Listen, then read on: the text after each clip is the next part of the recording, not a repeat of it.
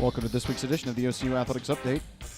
I'm Andrew Himes, and this week we're talking to Delaware Resource Group Superstar Athlete of the Week, Meghan McMahon, and men's basketball coach, Dionne Phelps.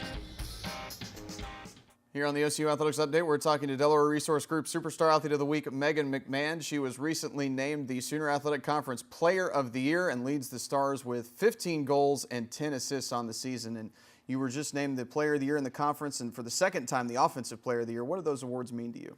Yeah, those awards mean a lot to me. I mean, honestly, I wouldn't be able to do it without the support of my amazing team. And, you know, I think they deserve awards too because, you know, they have my back and they're the ones I've been playing with to get those awards. So I kind of share that award with all of them because without them, I definitely know that I wouldn't even be getting those awards. So. Late last season, you became the Stars' all-time leading goal scorer, passing the 58 set by Melissa Sexton. Now, talk about that milestone in your career. I mean, that was awesome. To be honest, I didn't even know that I was coming up close to that. I mean, eventually my dad, who keeps track of all my stats, was the one who told me that. But I was shocked. But, I mean, I think that was awesome. This past summer, you were able to play for the Oklahoma City FC of the Women's Premier Soccer League. Talk about the experience you gained in that.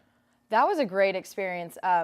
You know, we were a really good women's team. I think the biggest thing that I gained from that was probably being in shape from the summer and then going straight into preseason, and have been, you know, playing all summer, and it really showed that I noticed that, you know, I was coming in already in soccer shape, and that's really hard because the only way to be in soccer shape is to play. So, I mean, I loved it, and I think it really benefited me. Team's currently 14-4 and in the midst of the Sooner Athletic Conference tournament. What are your expectations going forward in the postseason?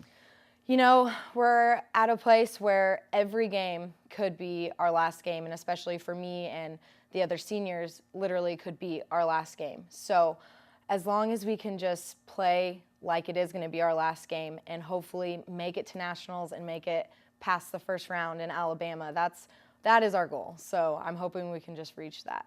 What's your major here at OCU?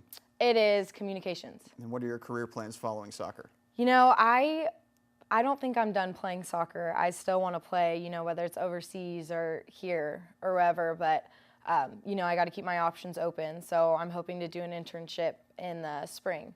So I'm kind of undecided right now, but. You've been seen locally in a lot of car dealership commercials. Talk about how that came about. Okay, so I was an extra in a car commercial about 5 years ago, and the main Joe Cooper had come to me asking if I had ever, you know, been the main talent in those commercials or if I would feel comfortable. And I actually, because of the classes that I have taken here at OCU, I was like, heck yeah, I can, like, no problem. They've like prepared me with Wendy, Andy, like all my professors have done such a good job to where I felt confident enough to, you know, take on that role. And so I've been doing commercials for them for about a little over a year and a half. If you didn't play soccer, what sport would you be playing?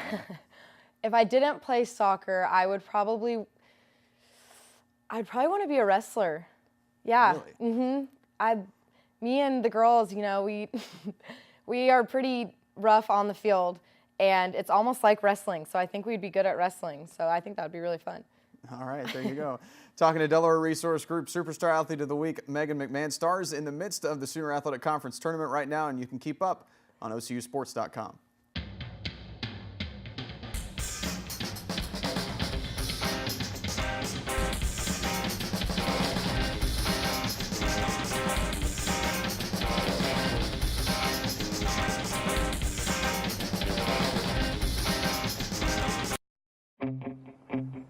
There's a call to be answered. The spirit of competition is still alive inside. The desire still drives. The phrase student athlete has a great ring to it. Lasting friendships are ready to be made. You just want to keep playing. Game on.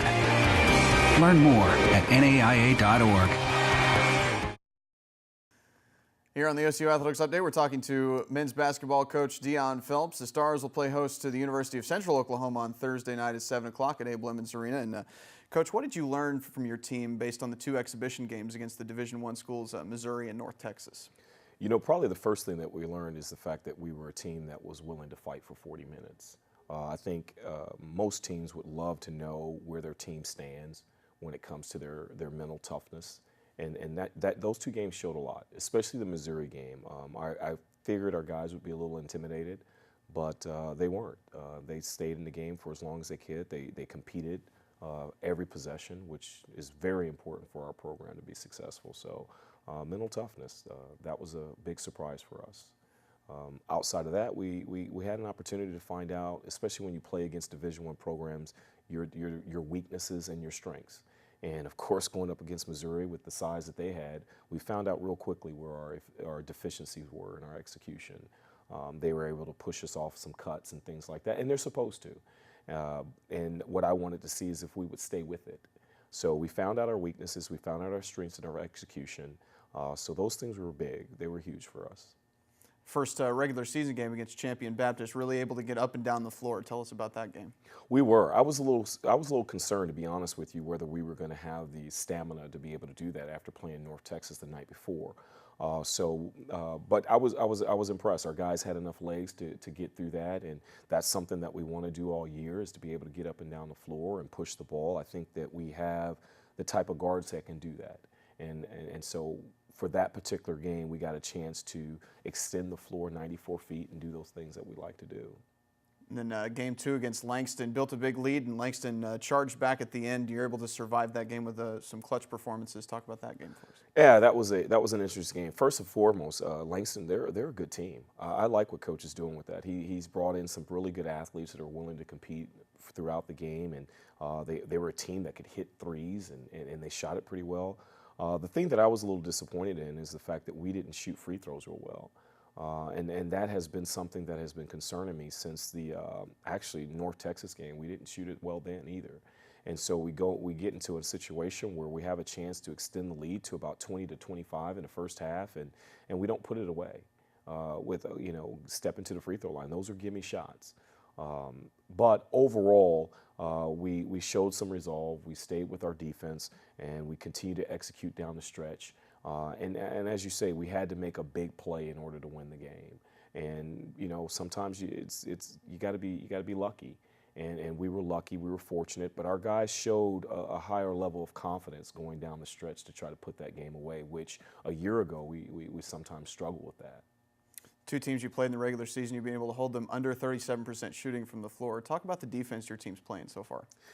Honestly, I think it's just the type of kids that we have. I think they really enjoy playing defense, and they're taking pride in that. But one of the things that we're trying to figure out, to be honest, if you've watched a lot of college basketball games, we're trying to adjust to the referees.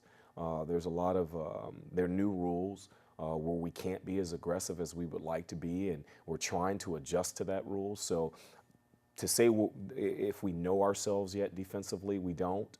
We're trying to figure that out. But we have been fortunate. We're contesting shots. We're blocking out a little bit better. And I think what adds to that is we're limiting teams to second opportunities. We're taking them off the offensive glass, and we're trying to hang with teams, especially with North Texas and Missouri. I thought we did a pretty decent job rebounding against teams that are supposedly a higher caliber, and Missouri is and North Texas is. And so bigger size, and we've done a good job in that.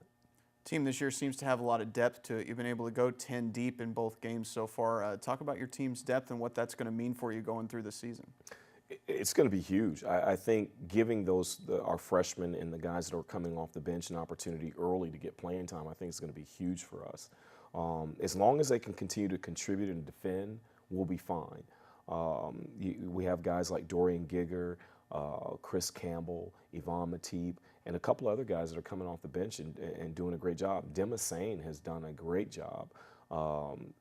Every time he comes in, he finds a way to produce, especially on the offensive glass and the defensive glass, which has given us an opportunity.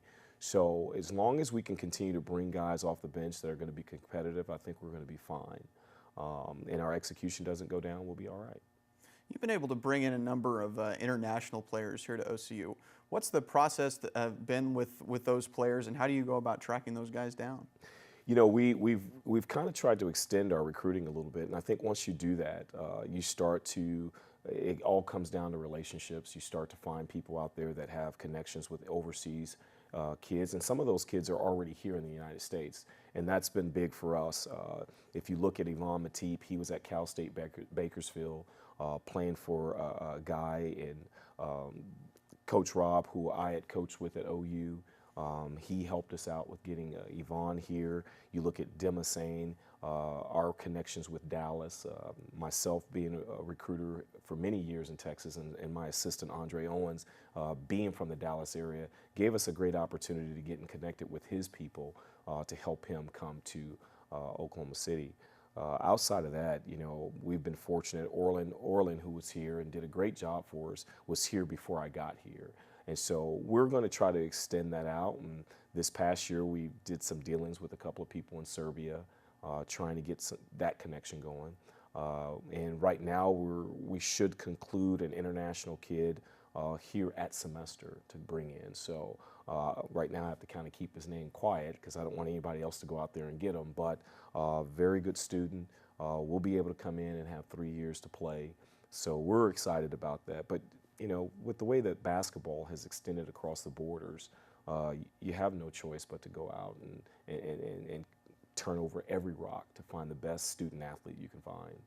All right, Coach. Thanks very much. Talking to men's basketball coach Dionne Phelps. The Stars in action next at Abe Lemons Arena Thursday night against UCO.